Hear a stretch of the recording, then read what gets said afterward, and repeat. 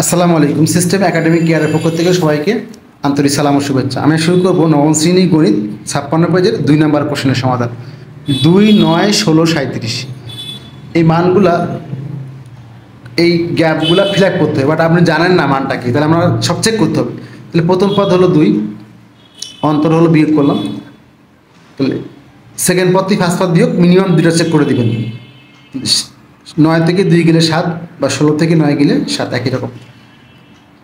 তাহলে এনতম পদ কী হবে? a plus n minus 1 into D. আমাকে মানটা লাগবে কি বলেন তো? এখানে 1, 2, 3, 4। তাহলে আগে এনতম পদ, তারপর আগে লিখবেন কি n-তম পদ, তারপর লিখবেন কি চতুর্থ পদ। তো যেখানে n সেখানে 4 বসে গেছে। তাহলে 4 মাইনাস 1 3, আর এখানে d মানে 7 বসে গেছে, বেড়ে গেল। পঞ্চম পদ, আগে এখানে পঞ্চম পদ বললে এটা ডিরেক্টলি মান হবে পঞ্চম পদ। সপ্তম পদ তাহলে ডিরেক্টলি 7 বসাইতে হবে। তাহলে পঞ্চম পদ মানে এনে যায় 5 বসাবেন, সপ্তম পদ মানে 7 বসাবেন। তাহলে আমাদের এটা ধারাটা বের হয়ে গেল।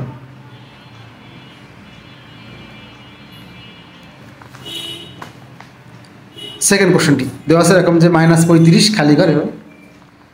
এবার মান দেওয়া আছে। তাহলে প্রথম পদ কত হলো? -35। অন্তর বের করেন, তো একটা মানই আছে, এটা এখানে পাচ্ছেন আপনি, এখানে তো মান নাই। তাহলে এই সেকেন্ড পদটি ফার্স্ট পদ বিয়োগ করেন। সেকেন্ড পদ থেকে মাইনাস, সেকেন্ড পদ বিয়োগ প্রথম পদ, তাহলে সেকেন্ড পদ মানে 5, এখানের জন্য সেকেন্ড পদ 5 মাইনাস মাইনাস 5, তাহলে 10 হয়ে গেল। এইটা প্রথম পদ, এটা দ্বিতীয় পদ। তাহলে ধারা মানে কি? সেকেন্ড পদ বিয়োগ প্রথম পদ, সমান্তর ধারা মানে। ওকে, তাহলে এনতম পদের সূত্র এটা। দ্বিতীয় পদ মানে কি? এনের জায়গায় 2 বসছে, 2 থেকে 1 গেলে 1, 10 একে 10। তিনতম পদ মানে এনের জায়গায় কী হবে? 3 বসবে, তাহলে 3 মাইনাস 1 2, 20 15। ছয়তম পদ মানে কি? এনের জায়গায় 6 বসছে, 6 বিয়োগ 1 মানে 5, 5 10 50 আর 35। এলো আমাদের পরের অঙ্কটা। দেখেন এখানে 3 নম্বর কোশ্চেন দেওয়া আছে হলো খালি ঘর 3টে দেওয়া আছে, -5 4। এখানে প্রথম পদ কিন্তু দেওয়া নেই।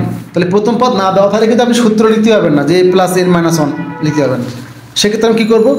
আগে অন্তর বের করে নিব, নিয়ে চতুর্থ পদ সমান এই যে 1 2 3 1 2 3 4 5 বলা আছে। তৃতীয় পদ কী হবে?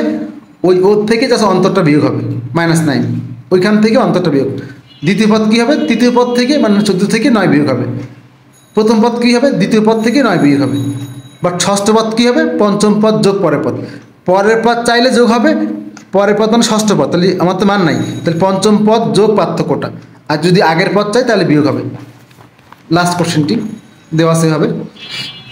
তাহলে এখানে আর সমান লিখছি এখানে অনুপাত, কারণ এখানে এক্স স্কোয়ার, এখানে এক্স কিউ। তাহলে এক্স স্কোয়ার এক্স কিউ বিয়োগ হয় না, তো সমান্তর ধরা না, গুণিত ধরা। তাহলে প্রথম পদ লিখছি এনতম পদ লিখছি an বা এ আর এর পর n মাইনাস 1। দ্বিতীয় পদ a2, এ আর এর পর 2 মাইনাস 1। দ্বিতীয় পদের মানটা কিন্তু এখানে 10x স্কোয়ার। তাহলে আমরা যেখানে a2 ছিল এখানে 10x স্কোয়ার লিখছি। আর আর এর পর 2, আর মানে কি বলেন তো? এখানে 5x, আর মানে কি 5x। তাহলে এখানে 5x এর পর 2 মাইনাস 1 5x। তাহলে এখান থেকে কী হলো?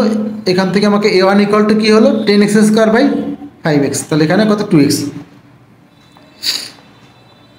সেমভাবে একই রকম nতম পদ এ আর এর পর n মাইনাস 1, এ আর এর পর n মাইনাস 1। চতুর্থ পদ বললে এ আর এর পর 4 বিয়োগ 1 3 হবে। পঞ্চম পদ বললে এ আর এর পর 5 বিয়োগ 1 4 হবে। শুধুমাত্র আপনাকে এখানে এ আর আর বের করাটা, এখানে আর বের করছি আমরা, আর এখান থেকে এ বের করে নিচ্ছি। তারপর তৃতীয় পদ বলে, চতুর্থ পদ বললে কী হবে?